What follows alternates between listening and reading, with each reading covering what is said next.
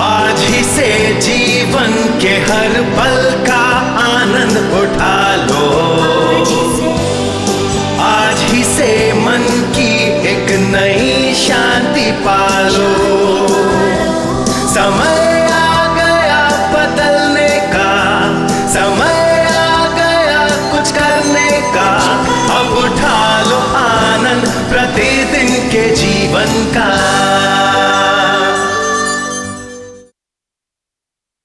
मैं जो कुछ कहूंगी उसका सारांश यही है, आप अपने जीवन का आनंद नहीं ले सकते और ना ही मैं ले सकती हूँ यदि हम ये न सीखें कि जिसके विषय हमें सोचना चाहिए उसके विषय कैसे सोचें, और जिसके विषय नहीं सोचना चाहिए उसके विषय हम ना सोचें। हमारे विचार हमें सता सकते हैं। यदि आप चिंता इस शब्द की परिभाषा देखें तो इसका अर्थ है कि अपने ही विचारों के द्वारा खुद को परेशान करना। कितने खुद को परेशान करने से भी उत्तम काम करते हैं।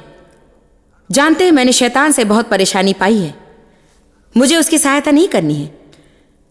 तो हमने कल कारण बनाना और चिंता के विषय में बातें की थी, और मैं सोचती हूं कि कारण बनाने के विषय में अच्छा वचन देखा है। और जानते हैं, बस सच उन बातों के विषय अनुमान लगाने की कोशिश नहीं कर रहे हैं। हम भविष्य के विषय जानना चाहते हैं, जानना चाहते कि प्रभु क्या करेगा, कब करेगा और कैसे करेगा, वो उसे किसके द्वारा करेगा। और ये सच में नियंत्रण करने वाली बात है। हम वो बातें जानना चाहते क्योंकि हम नियंत्रण करना चाहते हैं। बस यदि ऐसा हो कि हम जो चाहते, जिस समय चाहते वैसे ही परमेश्वर ना करे, तो हम कुछ और दूसरी योजनाएं रखना चाहते हैं, तो वो वास्तव में भरोसा नहीं है। यदि आप समझते कि वो भरोसा नहीं तो अपने हाथ ऊपर उठा लें। और अब मुझे आपसे कुछ कहने दें, और यदि आपने मुझे ये कहते हुए नहीं सुना है तो शायद आपको ये लिख लेना चाहिए, क्योंकि ये सच में एक अद्भुत कथन है। उत्तर न पाए हुए प्रश्नों के बिना कोई भी भरोसा नहीं होता है।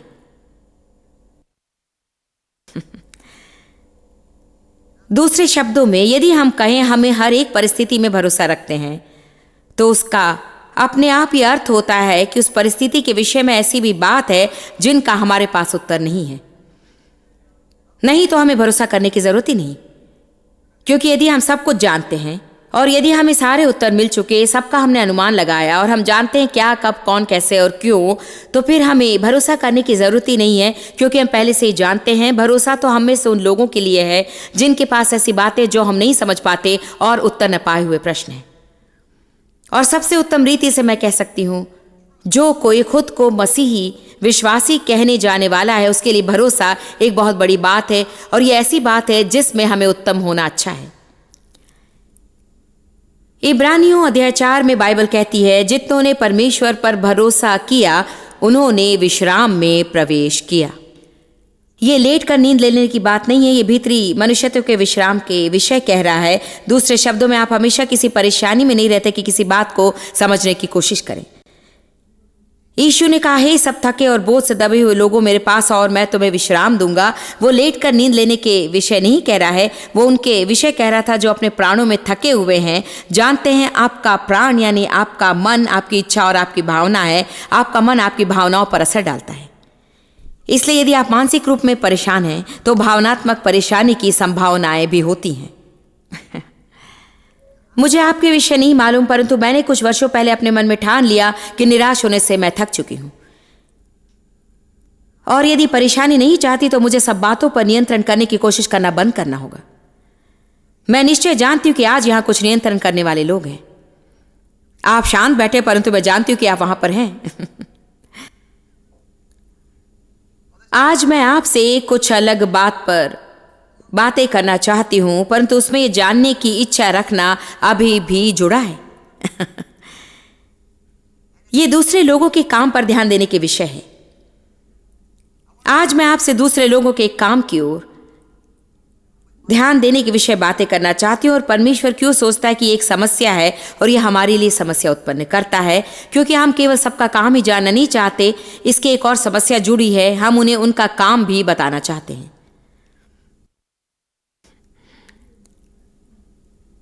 जब मैं आपको ये बता रही हूं तो आप मेरी तरफ देखें।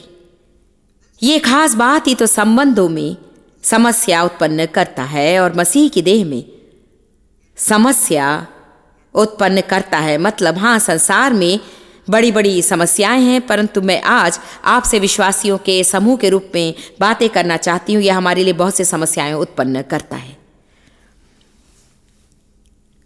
कई बार हम इतनी अधिक निगरानी करते हैं और हम किसी के विषय में इतना अधिक जानते हैं कि हम उन्हें पसंद भी नहीं करते हैं।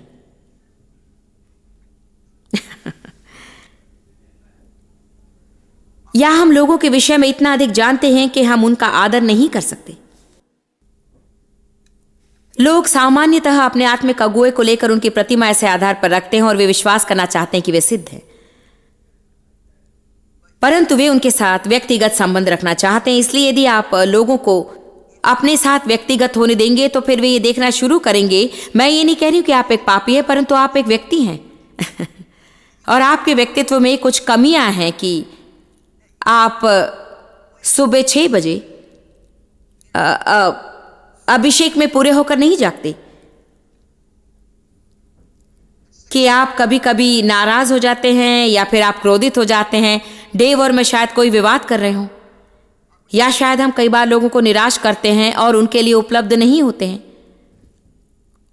और फिर यदि लोग आपके करीब आ जाएं और वे आपको अच्छी तरह से जानने लग जाएं तो उनके ऊपर समानता की आत्मा आती है और फिर वे आपका आदर नहीं करते हैं। और फिर जब आप अपने आत्मिक अगुवे का आदर खो देते हैं तो जानते हैं क्या होता है, आप उनसे प्राप्त नहीं कर सकते हैं। इसलिए हम वो कलीसिया छोड़कर दूसरी कलीसिया में जाना चाहते हैं, परंतु हम हमारी बुरी मनोदशा अपने साथ ले जाते हैं और फिर हम वहां बताते फिरते कि हम पिछली बार कहां थे और इस जगह पर श्राप लाते हैं, क्योंकि जहां झगड़ा होता है वहां कभी भी अभिषेक नहीं रहता।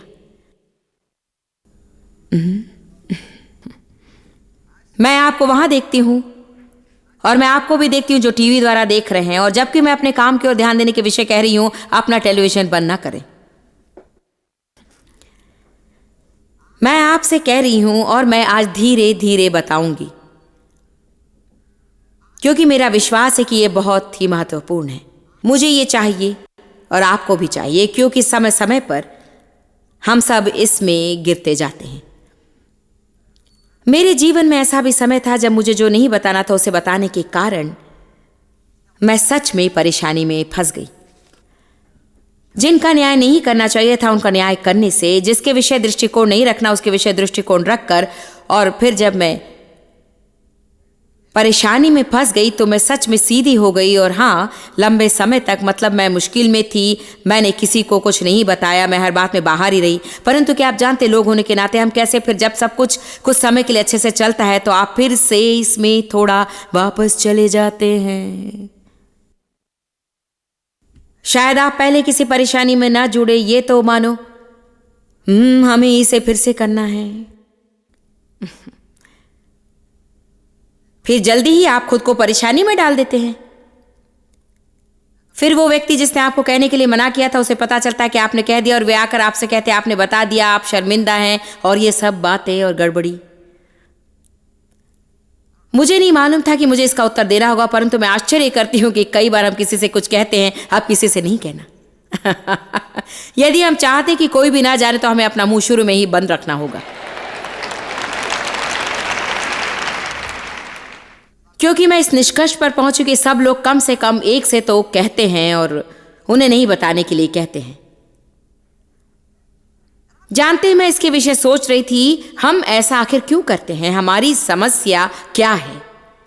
हमारे शरीर में ये ऐसा कौन सा रोग है जिसके कारण सब क्या कर रहे हैं हम ये जानना चाहते हैं और फिर चुगलखोरी करते हैं। मैं आपको बताऊं कि मैं आज किस विषय कह रही हूं। इस इमारत में हर एक व्यक्ति, हाँ, मैं अनुमान लगाती हूं कि आप हर एक नहीं कह सकते, परंतु शायद ऐसे बहुत कम लोग हैं जिन्हें इस क्षेत्र में कोई समस्या नहीं है। आप वहां बैठकर मुझसे झूठ ना कहें। उन बातों को बताने की समस्या यह है, हम इस महिला से कह सकते थे यहां इस अंतिम कतार में वो सुंदर कपड़े वाली एक कहानी, शायद 3 मिनट की कहानी बताएं, और जो कुछ अभी हमने कहा है उसे पूरी तरह से अपने बाजू में बैठे व्यक्ति से कहने को कहें। और ये स्त्री निश्चित ही मधुर और अद्भुत और अभिषिक्त है, लेकिन जब तक कि वो कहानी यहां मेरे पति तक पहुंची तो जो मैंने शुरू में कही थी वो नहीं होगी। क्योंकि हर व्यक्ति अपनी आवाज को जोड़ता है उस कहानी में, उसमें अपना बताने का ढंग जोड़ता है। और हालांकि शब्द एक समान हो, बस आप अपने तरीके से कैसे बताते हैं ये उस अगले व्यक्ति पर असर डालता है कि आप उससे क्या कह रहे हैं। जानते हैं मैंने वो कैसे सीखा? मेरे दफ्तर में लगभग 500 कर्मचारी हैं, इसलिए बहुत से लोग व्यवस्थापन में हैं और मैं हर एक कर्मचारी से व्यवहार नहीं करती क्योंकि मैं इतने लोगों से व्यवहार नहीं कर सकती। इसलिए मैं ऊंचे स्तर के व्यवस्थापन के कुछ ही लोगों से व्यवहार करती हूं और वे बाकी के लोगों से व्यवहार करते हैं। परंतु कई बार उन्हें मेरे सामने उन बातों को लाना पड़ता है जो ऑफिस में समस्या बन गई है। सामान्यतः मुझ तक पहुंचने पर वो समस्या गंभीर हो जाती क्योंकि इसका अर्थ है कि मुझे उसके साथ व्यवहार करना होगा जिससे मैं शुरू करना नहीं चाहती थी। इसलिए यदि मैं करूं तो चाहती हूं कि मेरी जानकारी सही हो। मैं लोगों के दृष्टिकोण लेना नहीं चाहती हूं, मैं वो सही चाहती हूं। और मैंने ये पाया कि लोग जानते हैं, कुछ लोग मुझसे कुछ कहते हैं और यह हमेशा नहीं होता है परंतु ये हुआ है। वे आकर मुझसे कुछ कहते हैं, हाँ इसने किया और इसने कहा और उन्होंने ये और उन्होंने वो और उन्होंने कुछ और किया। फिर मैं परेशान हो जाती हूँ और उस परिस्थिति में अंदर देखती हूँ और देखती हूँ कि ये सच में उतनी बुरी नहीं है या ये बात उतनी बड़ी नहीं है और वो मुझे बहुत ही क्रोधित कर देता है। परंतु उनका मकसद अच्छा था, वे यहाँ समस्या उत्पन्न करना नहीं चाहते थे। और जानते क्या हुआ? शायद ये जो व्यक्ति उस व्यक्ति से 2 या 3 बार समस्या रही हो, तो अब ये समस्या होती है, अब ये उन्हें कोने पर रखता है, तो वे परेशान हैं और वे इसके विषय में भावनात्मक है। अब वे आकर मुझे ये पिछली परिस्थिति के विषय बताते हैं, परंतु वे मुझे क्रोध और भड़कती हुई भावनाओं के साथ बताते हैं और इस कारण वो जैसा हो उससे भी बुरा सुनाई देता है। और फिर मैं इसके साथ एक स्तर पर व्यवहार करती हूं जो कि अनुचित स्तर है। यदि हम कुछ कहने जा रहे हैं तो हमें वो आवश्यकता के कारण करना चाहिए, ये जानते हो कि हमारा उद्देश्य सही है और हमें सबसे उत्तम काम करना चाहिए कि हम विवरण दें और हमारा दृष्टिकोण ना दें। अब मैं आज से कह रही हूं कि कैसे संबंधों को आप बचाकर रख सकते हैं। मैं बता रही हूं कि परेशानी में जाने से आप खुद को कैसे रोक सकते हैं। आप में से कितने खुश रहना चाहते हैं? क्या आपने जान लिया कि दूसरे व्यक्ति के काम की ओर ध्यान देने से आपका बहुत सा आनंद चुराया जाता है? मैंने इसे जल्दी सीखा परंतु उतना भी जल्दी नहीं। दूसरे लोगों के काम की ओर ध्यान देना आपका बहुत आनंद चुरा लेता है।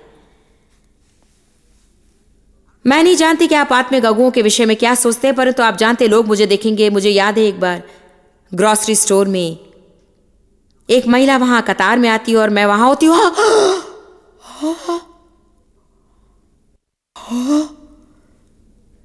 मैं विश्वास नहीं करती कि आप हैं। आप यहां क्या कर रही हैं? मैंने कहा मैं खाना खाती हूं बाकी सबकी तरह।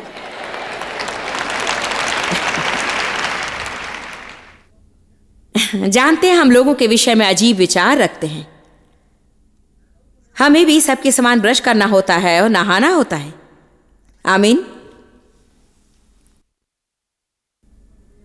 पहला थिस्सलुनीकियों अध्याय 4 पद 11। मैं तुम्हें वो नहीं सिखाऊंगी जो परमेश्वर का वचन नहीं है। इस वचन के साथ मैं क्या कह रही हूं उसके विषय आपसे कहूं। इसे अपनी इच्छा और निश्चित ठान लेना बनाए। इसलिए यह हमें बताता है कि हमें यहाँ एक लक्ष्य रखना है और हमें सच में शांति से जीने की कोशिश करनी चाहिए, नंबर 1, और शांतिपूर्ण नंबर 2, और अपने काम में ध्यान देना है नंबर 3, अपने हाथों से कमाए नंबर 4, जैसे हमने तुम्हें पहले बताया है। इसलिए कहे मुझे शांत रहना है और शांतिपूर्ण, मुझे मेरा काम करना है, अपने हाथों से कमाना है। आप सबने इसे नहीं कहा, मैं अवश्य आपसे कहलवाऊंगी।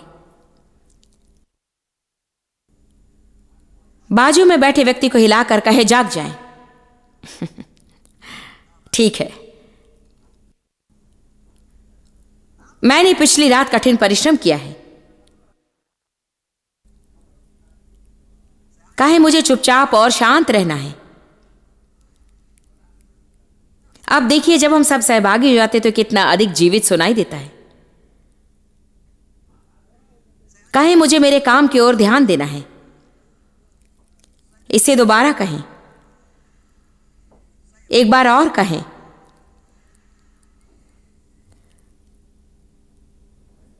अब मुझे आपको कुछ बताने दें। यदि आप सोचते हैं कि सब कुछ आपका काम है तो आपको घमंड की समस्या है। आइए आपको कुछ मार्गदर्शन दूं। यदि आपको किसी क्षेत्र में जिम्मेदारी नहीं है तो आपको दृष्टिकोण नहीं रखना है।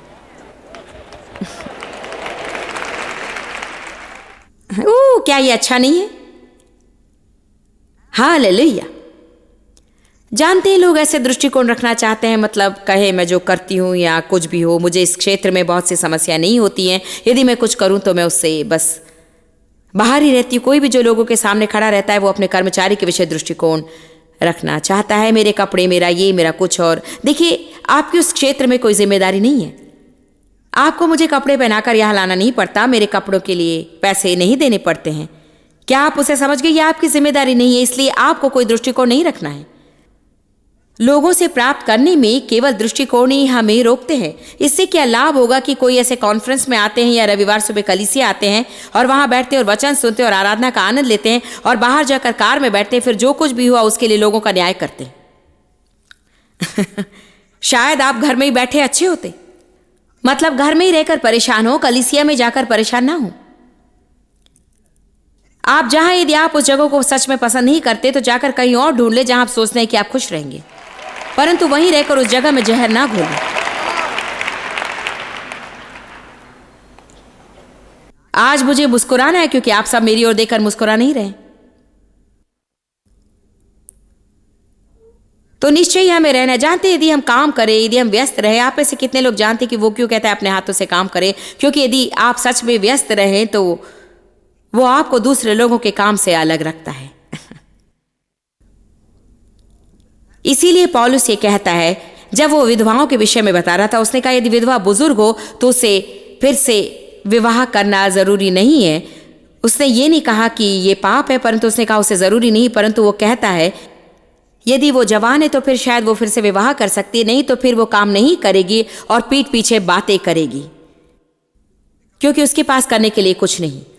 और जिन लोगों के पास करने के लिए कोई काम नहीं होता, वही तो सबसे बड़ी समस्या होते हैं, क्योंकि वे जिनके पास करने के लिए कुछ नहीं, वे बैठकर जो कुछ कर रहे हैं उनके विषय में दोष ढूंढते हैं। शायद हम वैसे ना हो जैसे सब लोग चाहते हैं, परंतु कम से कम प्रभु की स्तुति हो, हम कुछ होने की कोशिश में हैं। हालेलुया। हमें लगता है कि हम बातों को जानने और उन्हें बताने के आदी हो चुके हैं, और मैं सोचती हूं कि ये हमारे शरीर में परेशान करने वाली बात है। यदि आप शरीर इस शब्द की ओर ध्यान दें, यूनानी शब्द है सार्क्स, SARX, और जानते इसका क्या अर्थ है? प्राणी की प्रेरणा।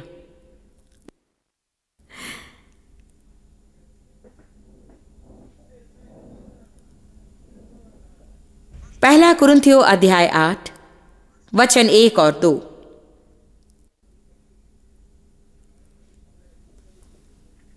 दुख की बात है कि बुरी खबर अच्छी खबर से भी बहुत तेजी से फैलती है। जानते हैं, हम जैसे बुरी खबर बताने में दिलचस्पी लेते वैसे अच्छी खबर बताने में नहीं लेते हैं। वो मूर्तियों के सामने चढ़ाए गए भोजन के विषय कहता है, परंतु उसने कहा 8:1 में, अब मूर्तों के सामने बलि की गई वस्तुओं के विषय में हम जानते हैं कि हम सबको ज्ञान है। ज्ञान घमंड उत्पन्न करता है, खुद को बढ़ाता है और फूलता है, परंतु प्रेम आकर्षण और भलाई और परोपकार से उन्नति और बढ़ोतरी और प्रोत्साहन मिलता है, हम उसे परिपूर्णता में बढ़ जाएं। यदि कोई समझे कि मैं कुछ जानता और अद्भुत बातों को समझता हूं प्रेम के बिना, वो मजबूती और स्पष्टता नहीं जानता और पहचानता और समझता, तो जैसा जानना चाहिए या जैसा जरूरी है वैसा अब तक नहीं जानता है। इसलिए वो कह रहा है, ठीक है, सब सोचते हैं कि वे बहुत कुछ जानते हैं, परंतु सच में ये घमंड का प्रगटीकरण है। और वो कह रहा है, यदि आप सोचते हैं कि आप बहुत कुछ जानते हैं परंतु आप प्रेम में नहीं चलते, तो आपको प्रकाशन मिला है, आप कुछ भी नहीं जानते। इसलिए पौलुस कहता है कि मुख्य बात यह है कि हमें प्रेम में चलने के विषय ध्यान देना है। मैं आपको प्रेम में चलने के विषय बहुमूल्य बात बताऊंगी। प्रेम हमेशा सबसे उत्तम पर विश्वास करता है।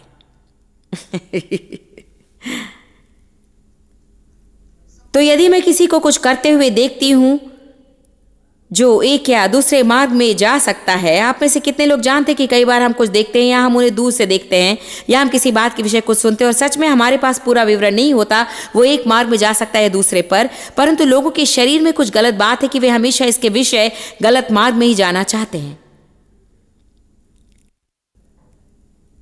यदि हम सबसे उत्तम बातों में विश्वास नहीं करते तो हम प्रेम में बिल्कुल नहीं चल रहे। कुछ और उदाहरण, आइए कहें कि डेव और मैं बाहर शॉपिंग करने गए हैं और सब जानते हैं कि हम प्रचार करते हैं कि हमें झगड़े से बाहर रहना है और हम प्रेम के विषय प्रचार करते हैं। आइए कहें कि कोई हमें कहीं पर खड़े देखता है और जानते हैं कि हम जा रहे हैं और मैं नहीं जानती, शायद मैं भी जानते हैं उसमें जाऊं, मैं वैसी व्यक्ति हूं, तो शायद मैं, और कोई कहता हाँ मैंने डेव और जॉयस को स्टोर में देखा और वे सचमुच बहुत ही परेशान थे। मैं सोचता हूं वे बहस कर रहे थे। देखिए, अब आप जानते हैं हाँ शायद हम बहस कर रहे हों, परंतु तब जो कुछ हुआ उस बात पर हम चर्चा कर रहे हों, जानते वो बात जिसने हमें परेशान कर दिया हो, शायद उसका संबंध हमारे साथ या हमारे संबंधों की समस्या के साथ बिल्कुल भी ना हो, परंतु जबकि हम कुछ भावनाएं प्रकट कर रहे हैं और वे नहीं जानते कि क्या हो रहा है, वे बुरे की ही कल्पना करते हैं। और यदि ऐसी कहानी एक व्यक्ति से दूसरे व्यक्ति की ओर चली गई तो बहुत ही जल्दी आपको पता चलेगा कि आपने सुना कि डेव और जॉयस हमेशा लड़ते रहते हैं और मैंने तो सुना है कि वे तलाक भी लेने वाले हैं। ओह कम ऑन, मुझसे ये ना कहिए कि ये बातें बुरी नहीं हो जाती, क्योंकि वे हो जाती है। मतलब मैंने इतनी बेकार की बातों को सुना है और जानते हैं वो मुझे कहाँ लाया। बाइबल कहती तुम 2 या 3 गवाह के मुंह से सुने बिना विश्वास न करना। क्या आपने मुझे सुना? बाइबल कहती है आप 2 या 3 गवाह के मुंह से सुने बिना विश्वास न करें। अभी अभी मैंने किसी के विषय कुछ सुना और ये ऐसा था कि यदि वो सच है तो मुझे उससे व्यवहार करना था, इसलिए मैं किसी तरह का काम करूं। मैंने 3 या 4 सूत्रों के द्वारा इसे जानने की कोशिश की, क्योंकि हम जो हर एक बात सुनते हैं उन पर भरोसा करने से हम बहुत सी समस्याओं को निर्माण करते हैं। और हमें ये समझना है कि जब कभी कोई आपसे कुछ कहता है उनमें वे आपको अपने दृष्टिकोण का रंग भर कर बताते हैं और आप केवल उस कहानी को ही प्राप्त नहीं कर रहे हैं, आप उनके कुछ दृष्टिकोण प्राप्त कर रहे हैं, उनकी बहुत सी भावनाओं को प्राप्त कर रहे हैं, उसके साथ उनके शरीर के हाव भाव को भी ले रहे हैं और वो सब फर्क लाता है। मुझे प्रतीत है कि ये आज हमारे लिए अच्छा है। दूसरे क्या करें, हम यह जानने की लालसा करते हैं, ऐसे प्रश्न पूछते जो नहीं पूछने चाहिए, हम निहारते इशारे देते हैं। मैंने सुना है कि इसकी ये समस्या है। क्या आपने इस विषय के बारे में सुना? ओ आपने नहीं सुना, मुझे आपको बताना नहीं चाहिए था। यदि आप कुछ मेरे समान होते, जिस क्षण कोई आपके साथ कुछ करता है आप उन्हें थप्पड़ मार देना चाहते हैं, मानो जैसे ओह मुझे बताइए, आपको मुझे बताना होगा, आपने इसे शुरू किया था, आप मुझे बताइए। और जानते हैं आपसे मैंने उसे सच में ही ठान लिया है। मैं बस कहूंगी कि नहीं, मैंने ये बात बिल्कुल नहीं सुनी। अधिकांशतः नहीं कहते कि आप पसंद करेंगे कि मैं आपको बताऊं। शैतान उनका उपयोग आपको फंसाने के लिए कर रहा है। मेरे पास छोटी कहानी है, क्या तुम जानना चाहते हो? हमें यह जानना जरूरी है कि हम वो न जाने तो अच्छा है, और यदि आप लोगों से कहें शायद मुझे जानना जरूरी नहीं।